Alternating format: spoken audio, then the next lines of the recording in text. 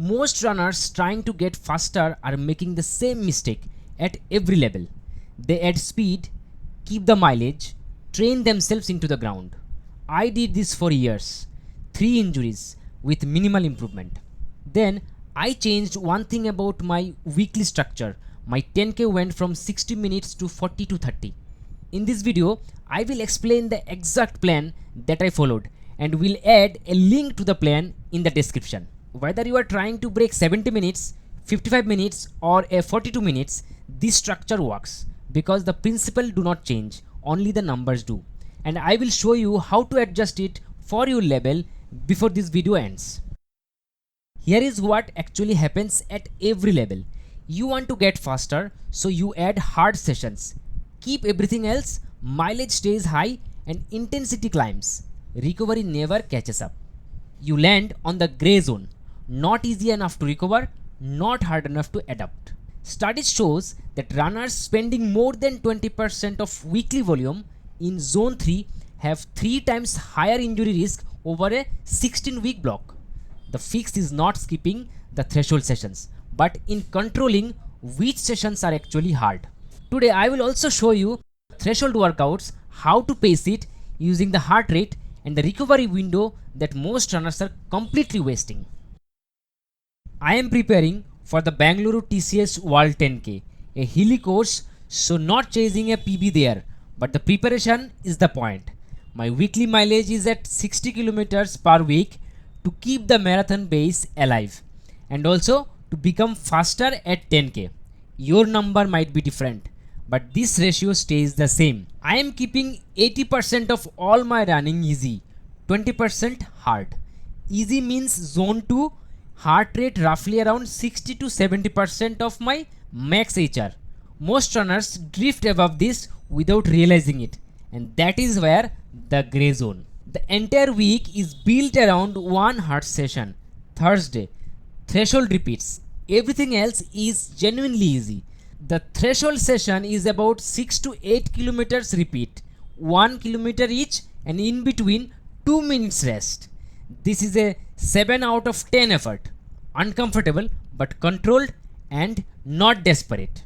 The threshold HR should be at 80 to 90% of max HR. If you go above 90%, you have done it too hard. So slow down in the next repeat. This workout builds your ability to hold faster paces for longer duration.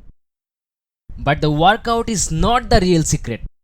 24 hours after this session is where the most runners lose the adaptation. Sleep is the most underrated training tool in running. Research shows that athletes sleeping under 7 hours have 1.7 times higher injury rates. Under 6 hours, reaction time, power output and recovery speed all drops measurably within 3 days. If sleep was poor the night before Thursday, reduce the session. Do 4 repeats instead of 8.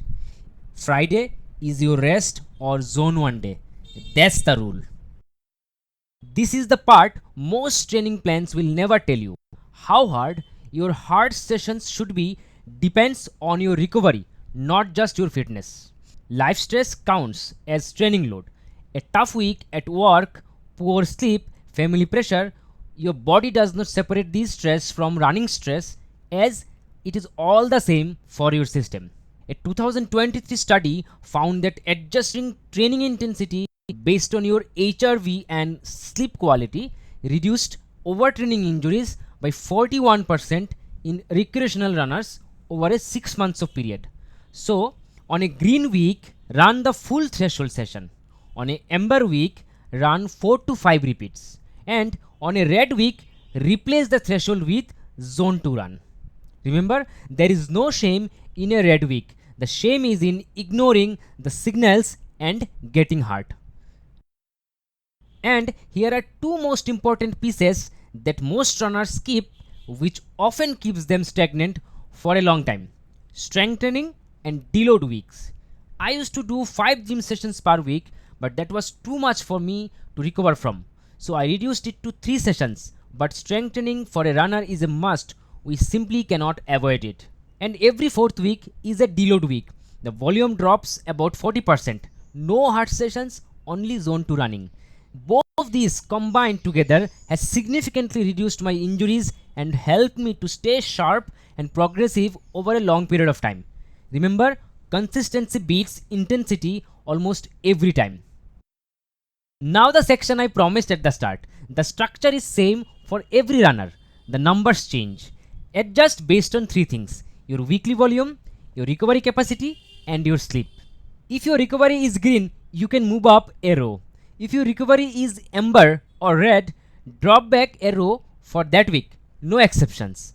Regardless of your level, easy runs always should be zone 2. This is non-negotiable. Slowing down on easy days is what makes hard days actually work. If you are stuck, plateaued or getting hard, this is mostly what is missing.